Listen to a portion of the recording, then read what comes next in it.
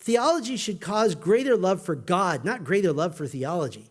Theology is a means to an end, and that end is the worship of God. It is the seeing of the glory and the majesty and the awe, the attributes of God. And I've seen a disturbing tendency in some who love theology, love reading, and yet they're fairly distant and uninvolved with the church. They're disconnected in relationships. And to be very clear, you do not have to be a Christian to love theology.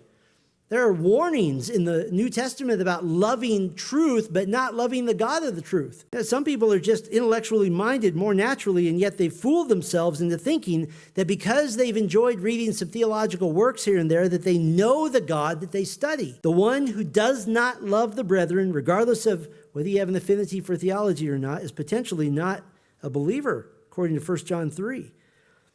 This can actually be a problem for pastors. Pastors who love putting together sermons, love putting together theological talks, and yet without having a real care for the very people that they're teaching. That's a sad thing, and it should never be of a shepherd.